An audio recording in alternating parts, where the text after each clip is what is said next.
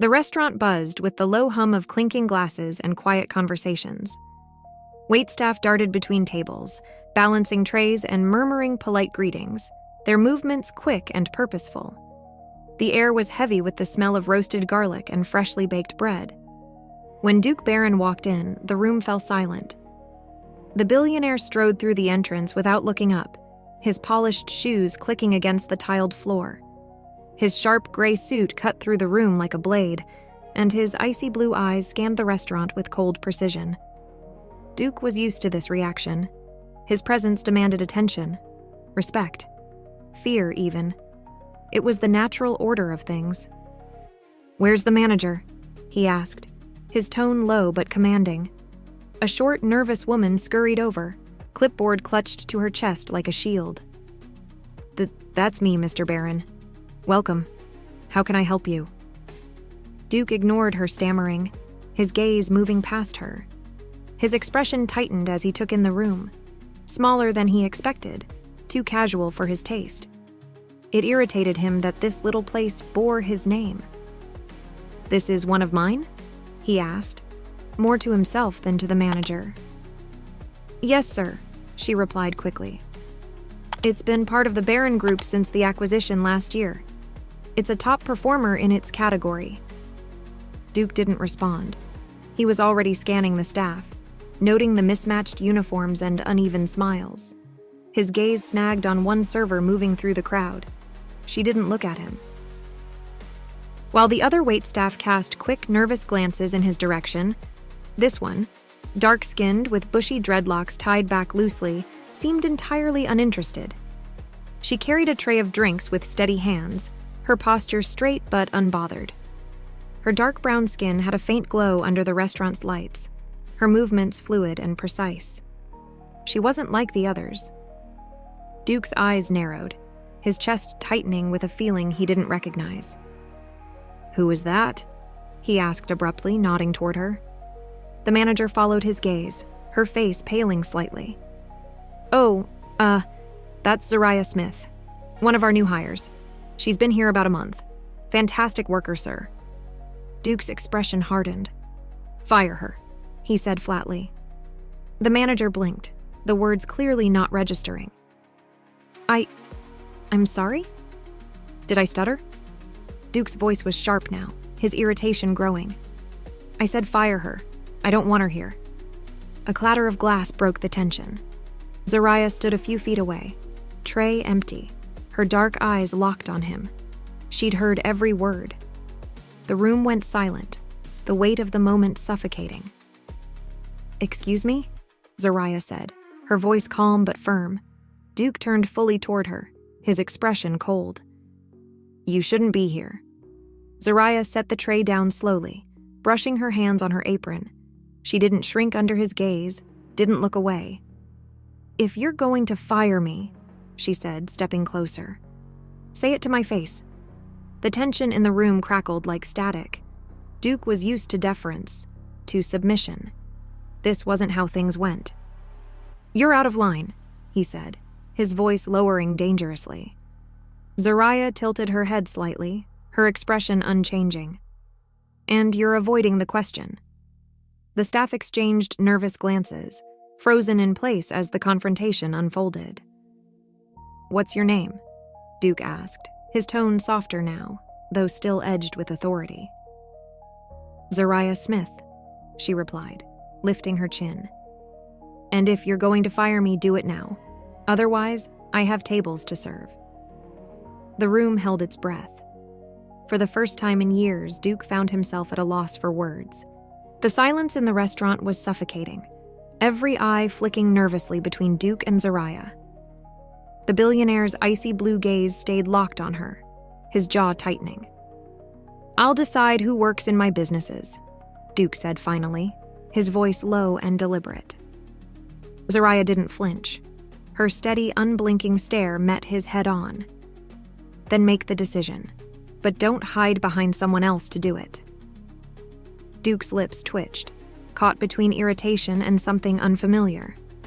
There was no defiance in her tone, no raised voice or dramatic gesture, yet her words cut through him sharper than any outburst ever could. "Noted," he said after a beat, his voice clipped. Then he turned to the manager. "We'll discuss staffing later." It wasn't an apology, but it wasn't the dismissal everyone expected either. Moments later, Duke sat at a table in the far corner, his posture straight, his hands clasped over the menu he hadn't bothered to open. The manager had rushed to take her order herself, but Duke waved her off. He wasn't here for the food.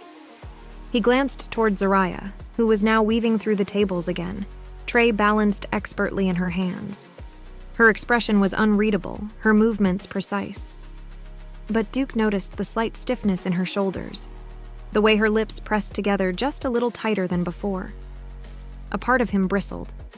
She should have backed down. She should have looked away like everyone else. Instead, she had stood there, steady and calm, daring him to speak to her directly. He exhaled through his nose, annoyed at himself for even thinking about her. "Duke?" Brittany's voice jolted him. She breezed toward the table, her blonde hair bouncing with each step, her red lips curling into a practiced smile. Her white sheath dress clung to her frame, designer heels clicking loudly against the tile. "Did you forget we had dinner plans?" she asked, sliding into the seat across from him without waiting for an invitation. "I didn't forget," Duke replied coolly. "I had things to check on here."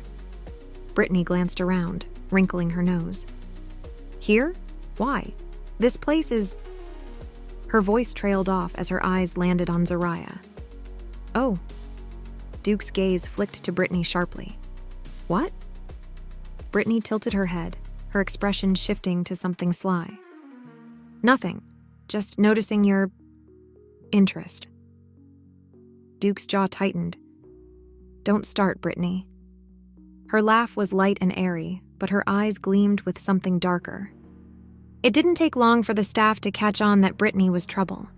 Her tone was too sharp, her smile too bright, the way she watched Zariah too obvious. Zariah, for her part, ignored the growing tension. She moved through the room with quiet efficiency, picking up empty plates and setting down refilled drinks. But when Brittany deliberately stretched her leg into Zariah's path, the inevitable happened. The tray in Zariah's hands wobbled, and before she could steady it, a glass toppled, shattering loudly against the floor. "Oh, goodness!" Brittany gasped, her voice dripping with mock concern. "Are you okay, dear? So clumsy." Zariah froze for a fraction of a second, her face carefully neutral, before crouching down to pick up the glass. Duke stood abruptly.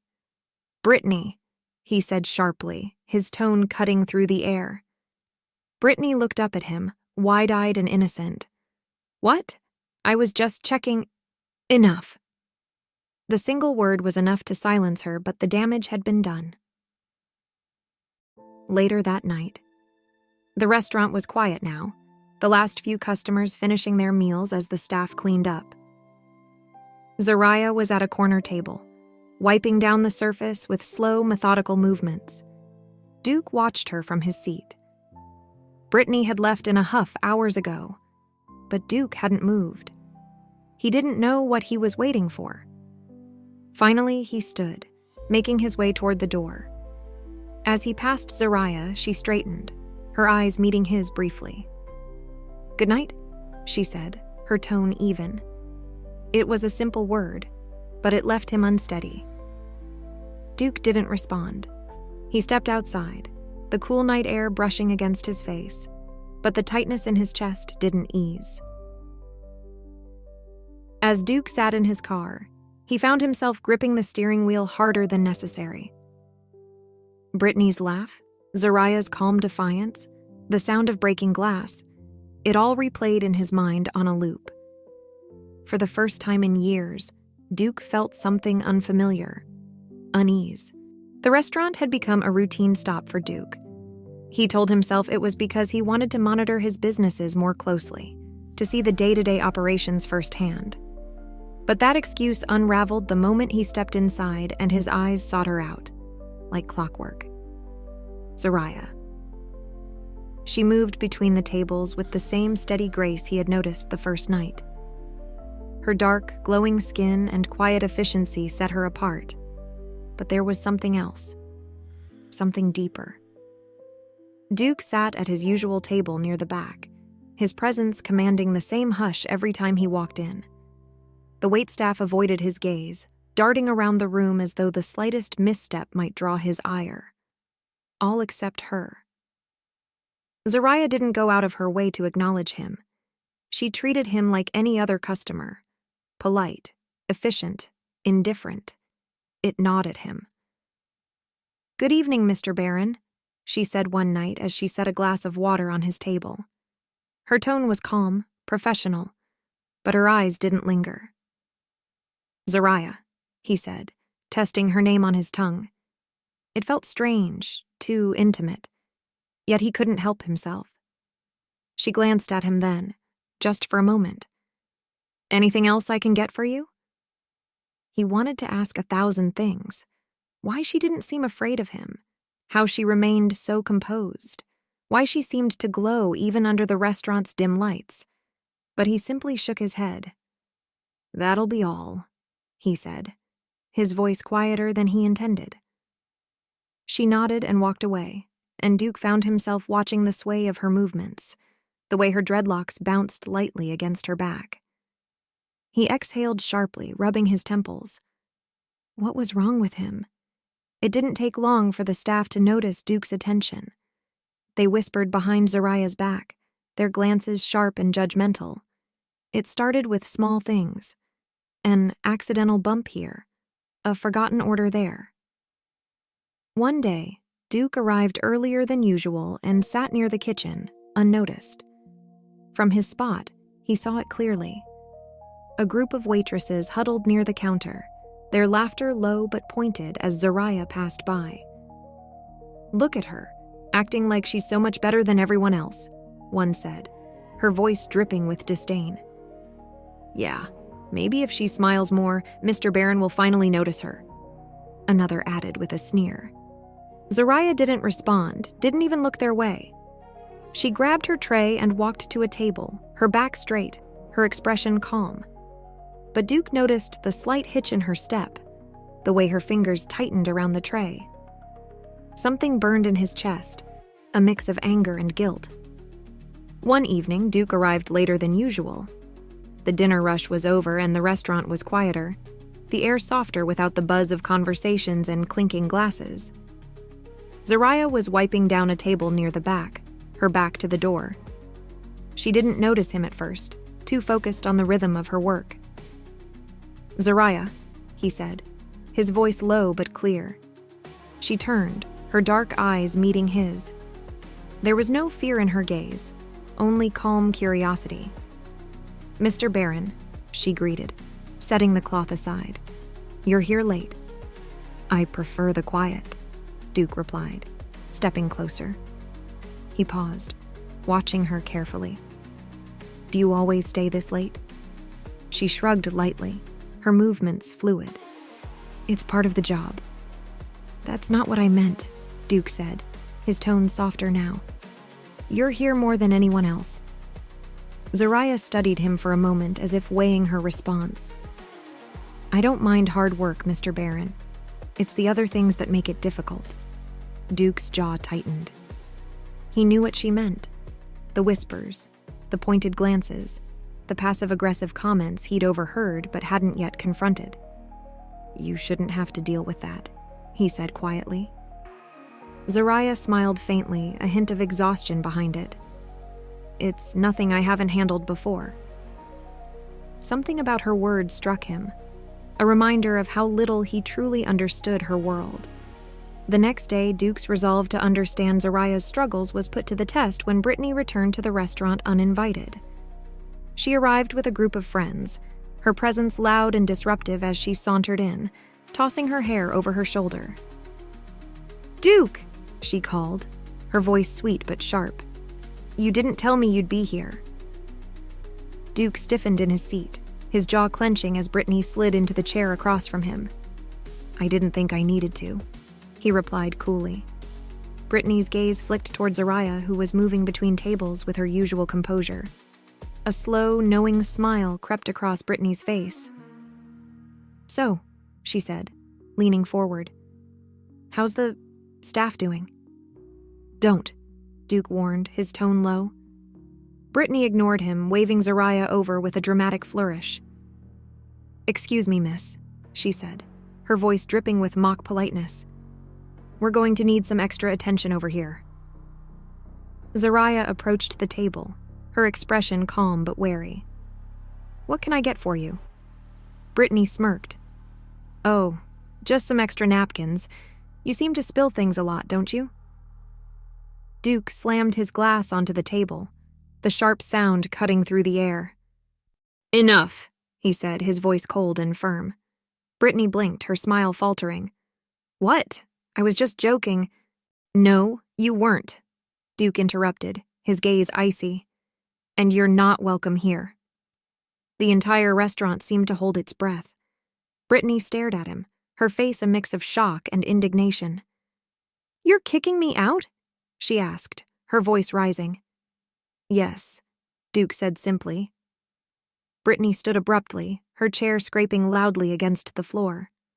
"You've changed," she hissed before storming out, her friends trailing behind her. Duke exhaled slowly, ignoring the stares from the other patrons. When he looked up, Zariah was watching him, her expression unreadable. "Thank you," she said softly before turning back to her work. That night, Duke sat alone in his penthouse, the city lights stretching endlessly before him. Brittany's words echoed in his mind, sharp and accusing.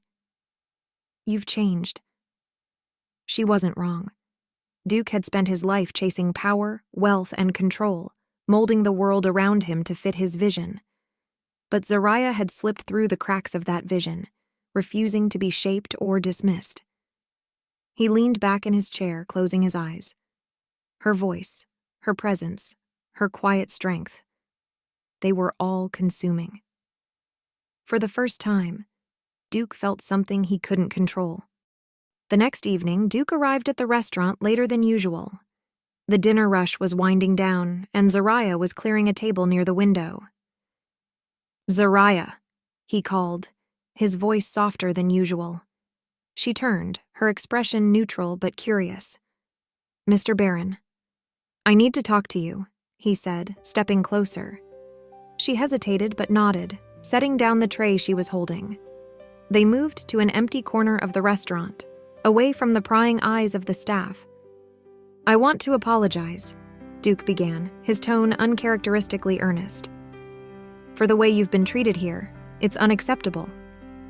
Zariah tilted her head slightly, studying him. "And what are you going to do about it?" Duke smiled faintly, the corner of his mouth twitching. "I'm working on that." Her gaze didn't waver. "Words don't mean much, Mr. Barron." "Then let me show you," Duke said. Zariah frowned, unsure of what he meant. Before she could ask, he continued. "I'm hosting an event this weekend," he said. "A fundraiser. I'd like you to come." Her eyes widened slightly. "You want me to attend your event?" "Yes," Duke said firmly. "As my guest." The weight of his words hung in the air. Zariah searched his face for any sign of insincerity, but all she saw was determination. "I'll think about it," she said finally. Zariah's hands tightened around the edge of the tray she had been holding just moments before. The word guest hung in the air between them, heavier than anything Duke had said to her before. She studied his face, her dark eyes scanning for cracks in the facade, for some hint of mockery or manipulation. But his expression remained steady, his sharp blue eyes locked on hers with an intensity that made her chest tighten. "You're serious?" she asked finally, her voice quieter now, almost cautious. Duke inclined his head slightly. "I wouldn't have asked otherwise." Her lips pressed into a thin line, and for a moment she didn't speak. The idea of stepping into Duke Barron's world, a world of wealth and privilege she had only ever seen from a distance, felt impossible. "Why me?" she asked, her tone firmer this time. Duke didn't flinch. Because you deserve to be there. Zariah let out a short laugh, the sound laced with disbelief. You think one invitation is going to change what people like you think about people like me? It's not about them, Duke said, his voice soft but resolute. It's about you. She shook her head, her dreadlocks swaying slightly. I don't belong at a place like that, Mr. Barron. Duke's expression darkened slightly at her words, his jaw tightening. And who decides that? You? Them? Zariah's silence was her answer.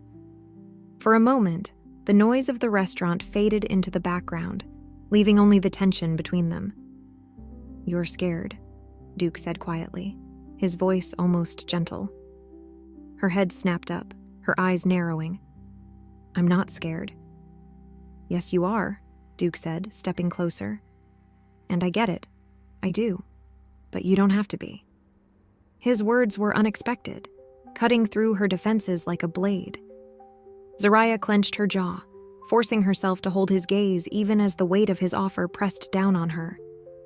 And if I say no? She asked, her voice steady despite the storm brewing inside her. Duke didn't hesitate.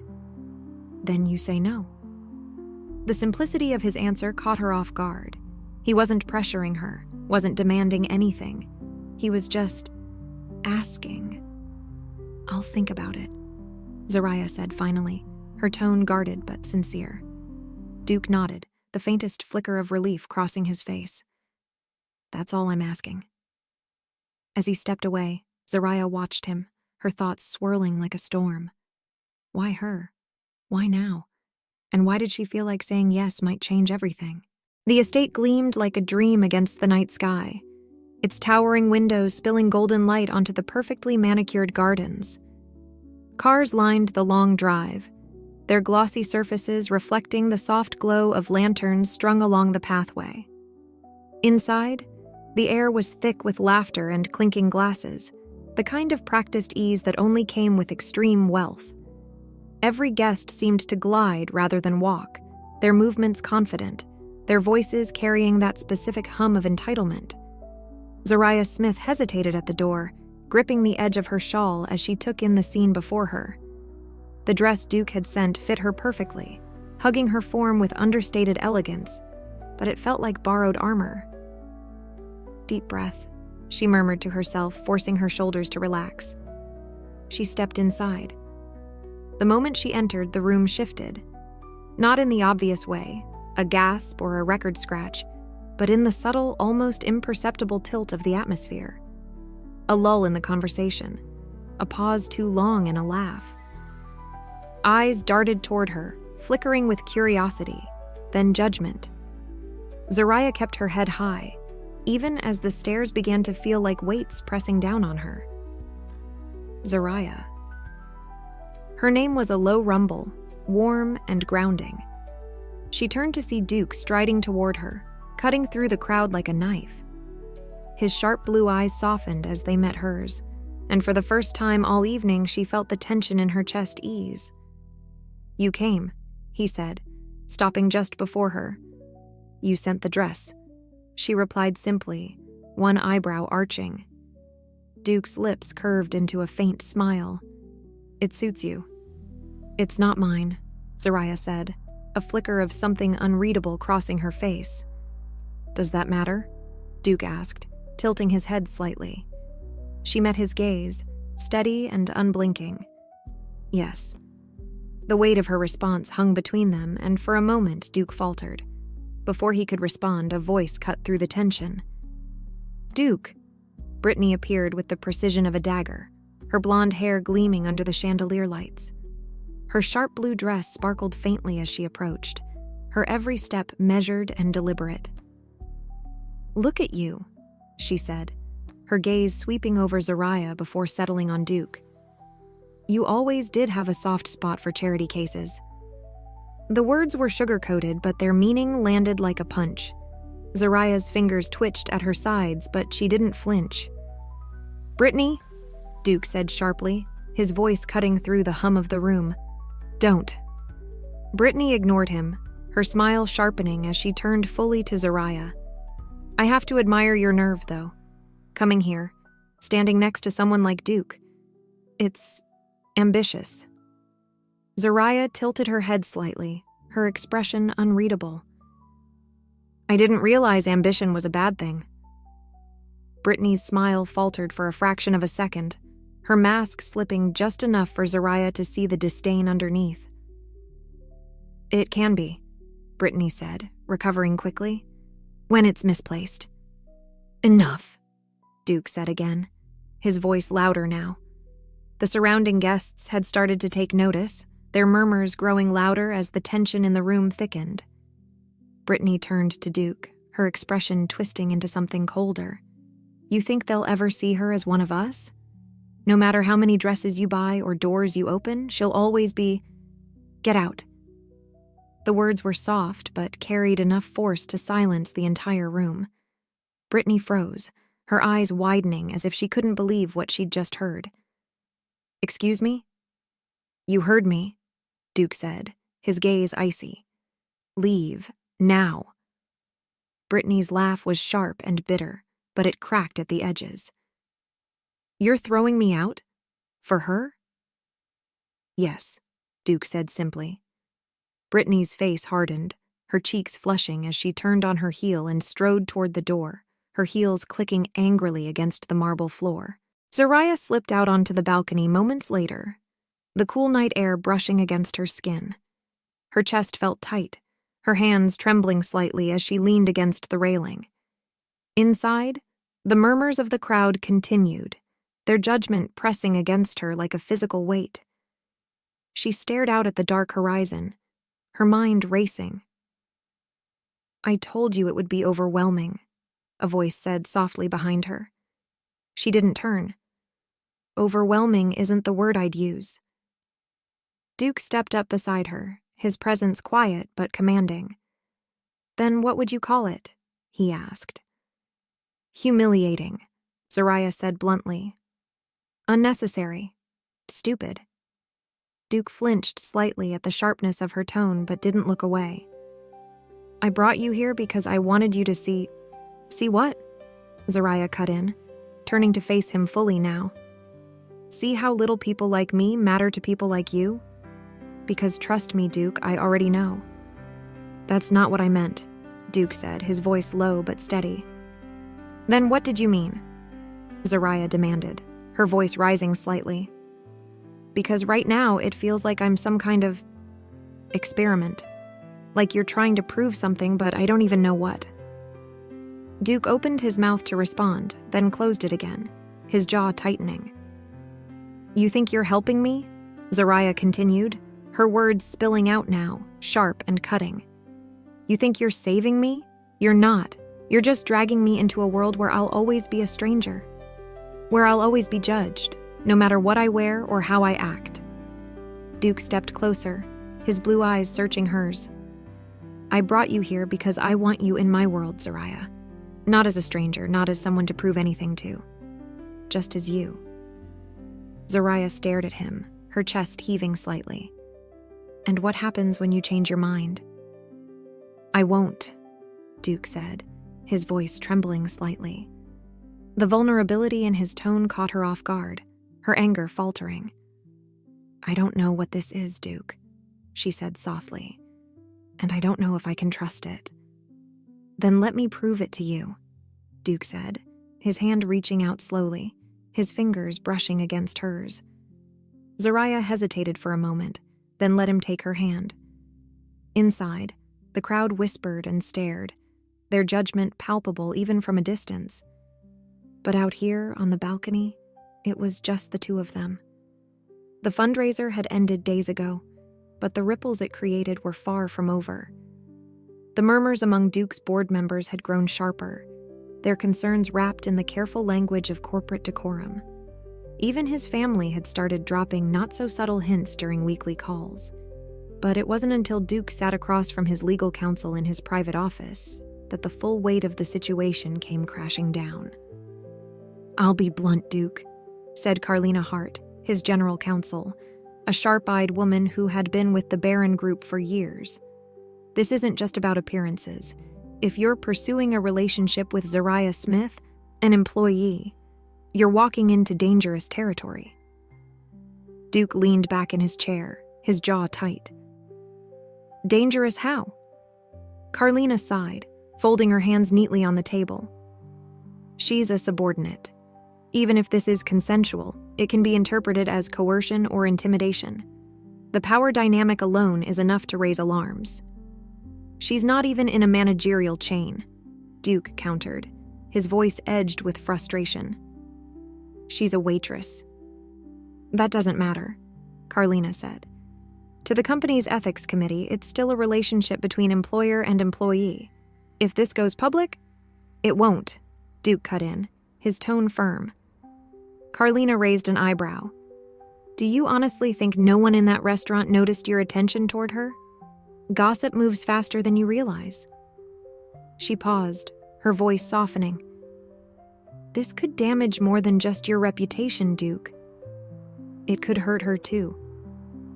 The words hit harder than Duke expected. The thought of Zariah caught in the fallout sending a sharp pang of guilt through him. What do you suggest I do?